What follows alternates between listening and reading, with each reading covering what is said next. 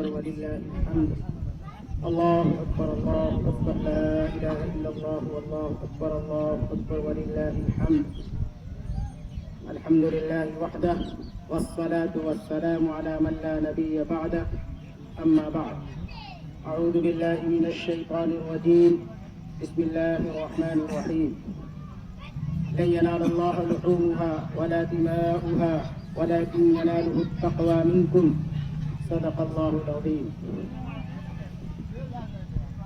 آج بھی ہو جو براہیم سا ایما پیدا، آج بھی ہو جو براہیم سا ایما پیدا، آگ کر سکتی ہے اندازے گلستہ پیدا.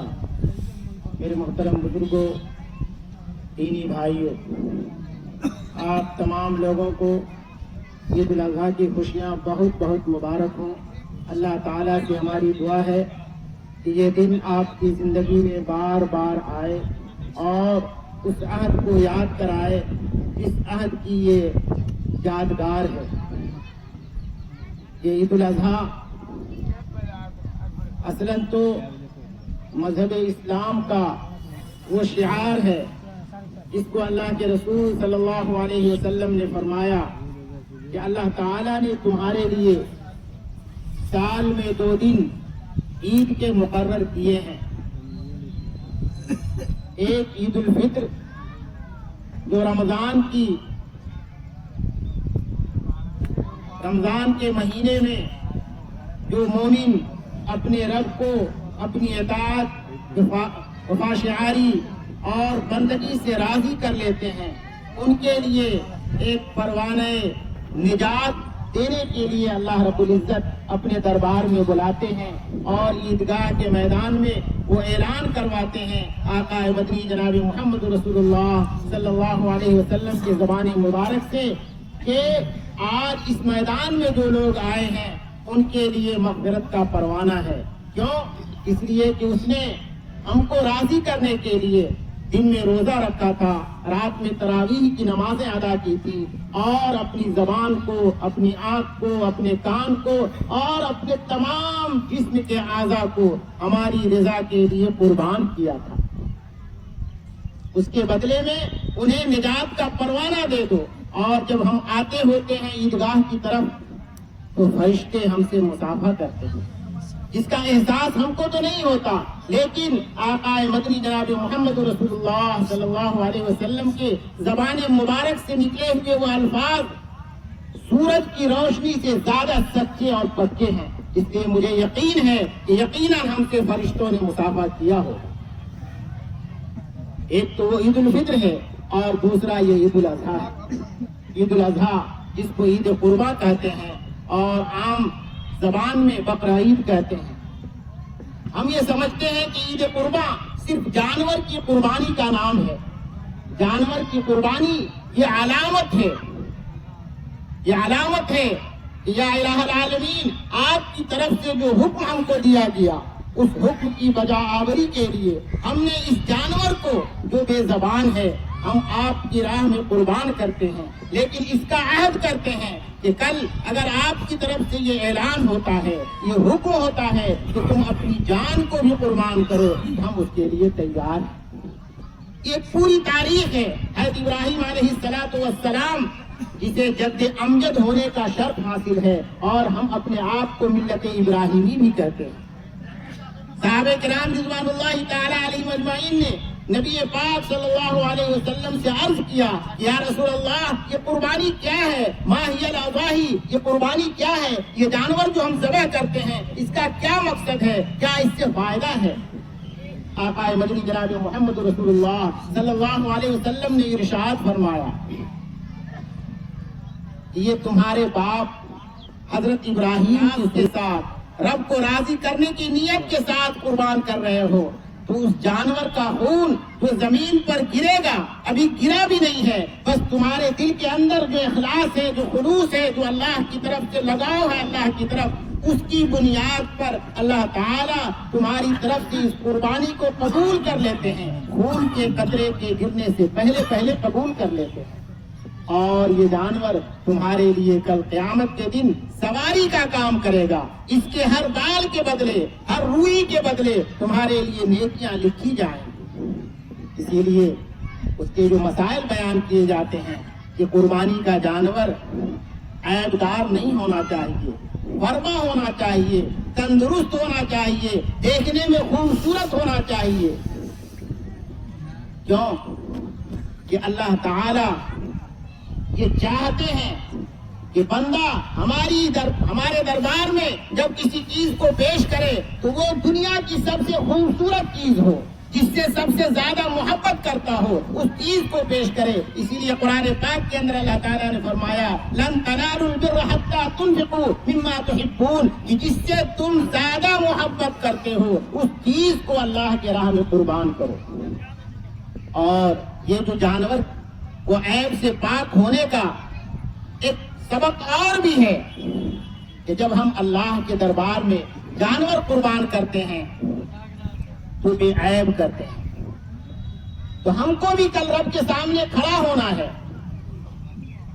رب کے سامنے کھڑا ہونا ہے، اور کھڑا ہونے کے بعد ہر ڈھکی چھپی چیز کا حساب دینا ہے۔ حدیث کے اندر آتا ہے کہ اس وقت تک بندے کے قدم اپنی جگہ سے ہلیں گے نہیں جب تک کہ 5 سوالوں کا جواب نہیں دے لے۔ یہ عمر جو ہم کو ملی ہے 60 سال 70 سال کی، اس عمر کو ہم نے کہاں کھپایا؟ ہم کو جو علم حاصل ہوا تھا، علم حاصل ہونے کی بہت ساری شکلیں ہیں، مدرسے میں پڑھ کر، کتاب کو پڑھ کر، علماء کی صحبت میں بیٹھ کر، جماعت میں جا کر، کسی سے سن کر، علم کی یہ تمام شکلیں ہیں۔ وہ علم جو آپ کو حاصل ہوا، اس علم پر کتنا آپ نے عمل کیا، اس کا بھی جواب دینا ہوگا۔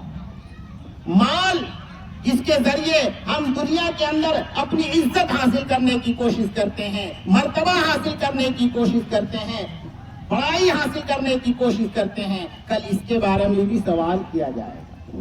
یہ مال کہاں سے تم نے کمایا اور کہاں خرچ کیا؟ یہ ساری چیزیں جب تک ہم اس کا جواب نہیں دے لیں گے اس وقت تک ہمارے قدم اپنی جگہ سے ہلیں گے نہیں۔ اس کا مطلب یہ ہوا کہ رب کے سامنے ہم کو بھی بے عیب بن کر جانا پڑے گا، ہم کو بھی صحت مند بن کر جانا پڑے گا۔ صحت مند ہونے کا مطلب یہ ہے کہ اندر سے ہماری روح پاک اور صاف ہو، ہم جسمانی اعتبار سے لاغر ہوں، کمزور ہوں، اس کا کوئی فرق نہیں پڑتا، لیکن ہماری روح تازہ ہونی چاہیے۔ اس روح کے اندر اللہ اللہ کی صدا بلند ہونی چاہیے۔ یہ روح کب تازہ ہوگی؟ نیک لوگوں کی صحبت میں بیٹھنے سے، اللہ والوں کے دربار میں جانے سے، اللہ والوں کی مجلس میں بیٹھنے سے، قرآن پاک کی تلاوت کرنے سے، مسجد کو آباد کرنے سے، نیکیوں کے راستے پہ چلنے سے، تب آپ کی روح پاکیزہ ہوگی۔ اور اسی روح کی پاکیزگی کے ساتھ جب آپ رب کے حضور جائیں گے تو آپ اللہ کے یہاں مقبول بندے کہلائیں گے، اللہ کے یہاں آپ کا مقام بلند ہوگا، آپ متقیوں کی فہرست میں شامل ہوں گے۔ اور اگر ایسا نہیں ہے، آپ نے اپنی عمر کی جو قیمتی ایام ہیں ان ایام کو یوں ہی گزار دیا۔ 20 سال کی عمر جو ہوتی ہے، اس کو تو ہمارا نوجوان یہ سمجھتا ہے کہ اس کا کوئی لیکھا جوکھا نہیں ہے، اس کا کوئی حساب کتاب نہیں ہے، حالانکہ اللہ کے رسول صلی اللہ علیہ وسلم نے فرمایا کہ کل قیامت کے دن جب عرش کے علاوہ کوئی سایہ نہیں ہوگا، وہاں عرش کے سائے کے نیچے وہ نوجوان بھی ہوگا جس نے اپنی نوجوانی کی حفاظت کی ہوگی اور اپنی نوجوانی کی عمر میں اللہ کی عبادت کی ہوگی۔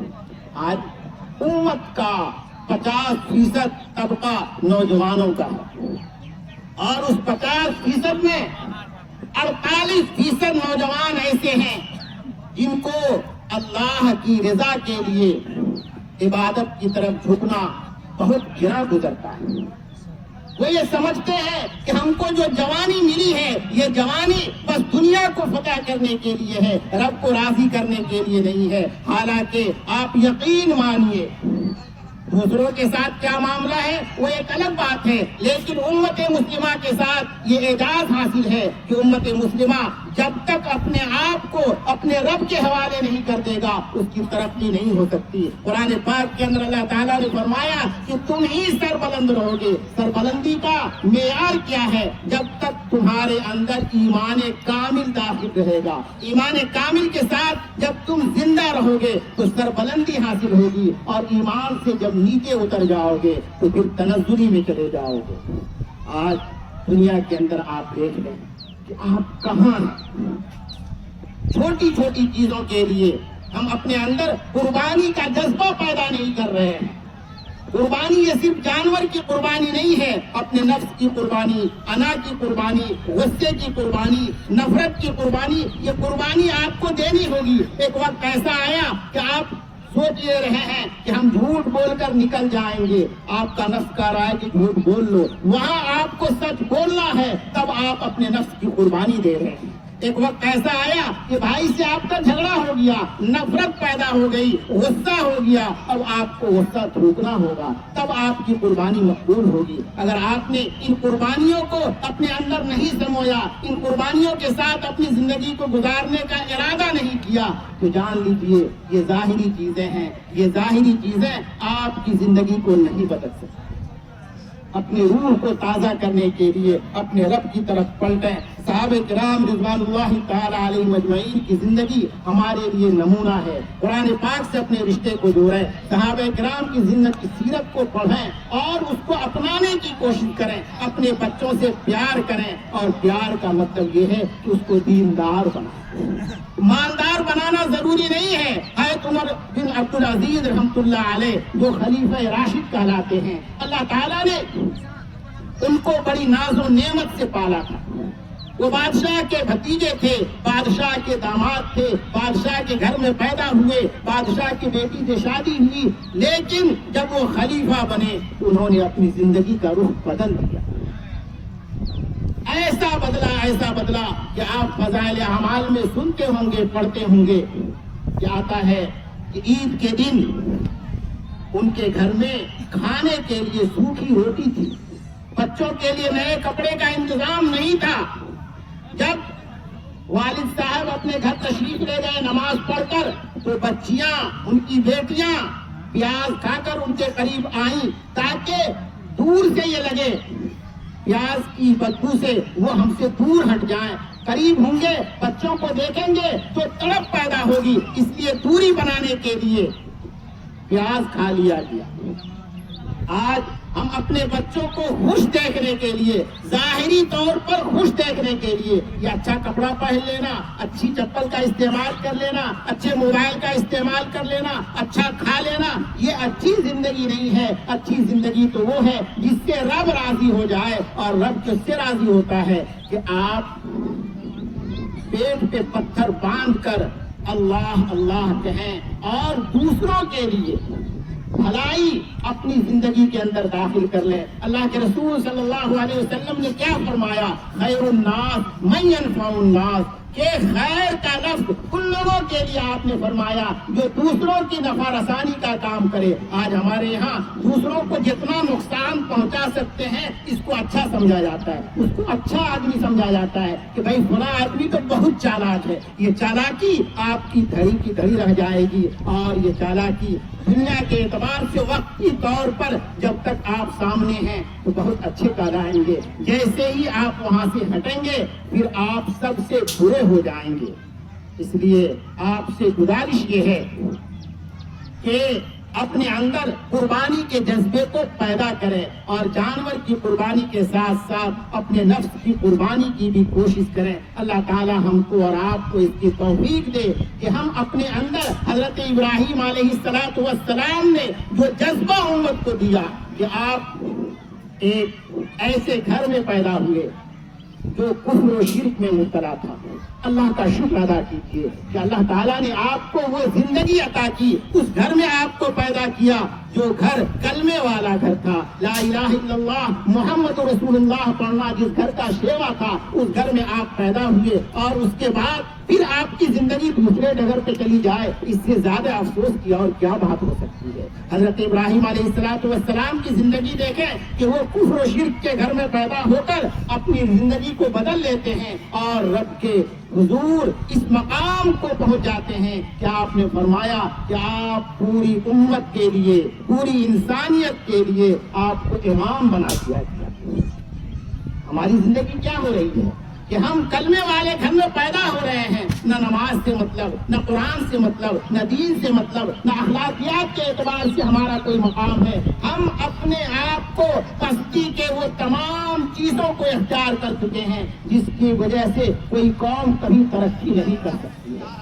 اگر آپ کو ترقی کرنی ہے دنیا کے اندر اور آخرت میں بھی، ترقی کے دو مقام ہیں، ایک دنیا کے اندر اور ایک آخرت میں۔ دنیا کے اندر ترقی یہ ہے کہ آپ کو اچھے نام سے یاد کیا جائے کہ فلاں آدمی اپنے طور پر اخلاقی اعتبار سے بہت اچھا تھا، کہ جب بھی اس سے ملاقات کرتے تھے تو وہ مسکراتا ہوا ملتا تھا، وہ سلام میں پہل کرتا تھا، وہ کسی سے نفرت نہیں کرتا تھا۔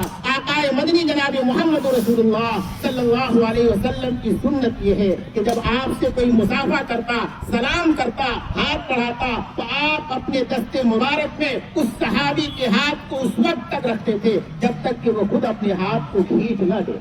آج کو لوگ سلام کرتے ہیں، ہاتھ ایسے ملاتے ہیں، منہ ادھر پھیرے رہتے ہیں، یہ سنت نہیں ہے، یہ شریعت کا مزاج نہیں ہے۔ شریعت کا مزاج یہ ہے کہ آپ اپنے دل سے اس شخص کے لیے وہ دعا کریں کہ آپ کو جب اس نے سلام کیا السلام علیکم تو آپ نے جب جواب میں وعلیکم السلام کہا، یہ سلامتی کی دعا صرف زبان سے نہیں ہو بلکہ دل سے بھی ہو، اور دل سے جو دعا نکلتی ہے وہ اثر رکھتی ہے، دل سے جو دعا نکلتی ہے وہ اثر رکھتی ہے۔ یہ اثر کب ہوگی؟ جب آپ اپنے دل کے اندر وہ محبت پیدا کریں گے، دوسروں سے نفرت کو ختم کرنے کی کوشش کریں گے۔ اخیر میں آپ سے یہ عرض کروں گا کہ جس طریقے سے آپ قربانی کے جانور کو بے عیب بنا کر اللہ کے حضور پیش کرتے ہیں، اس کے لیے کوششیں کرتے ہیں، اسی طریقے سے آپ اپنی زندگی کو بھی بے عیب بنانے کی کوشش کریں، اپنے سماج کو سدھارنے کی کوشش کریں۔ یہ دنیا چند روزہ ہے، آج آپ کی آنکھ بند ہو جائے دنیا کی ساری چیزیں یہیں پڑی رہ جائے گی۔ ایک واقعہ ابھی آج کل ہی حادثہ پیش آیا، ایک انجینئر صاحب اپنے والد کو حج کے لیے چھوڑ کر آئے اور ایکسیڈنٹ میں ان کا انتقال ہو گیا۔ گھر کے بعد جنازہ ہے، کب وہاں کا واقعہ ہے، یہ سب دیکھتے ہوں گے، واٹس ایپ پہ یہ خبر آتی ہے۔ کتنی ارمانوں کے ساتھ، کتنے خواہشات کے ساتھ انہوں نے اپنے والد صاحب کو حج کے لیے بھیجا اور کتنی ان کے دل کے اندر امنگ رہے ہوں گے، لیکن اللہ تعالیٰ کی طرف سے جب بلاوا آ گیا تو سب دھڑا کا دھڑا رہ گیا۔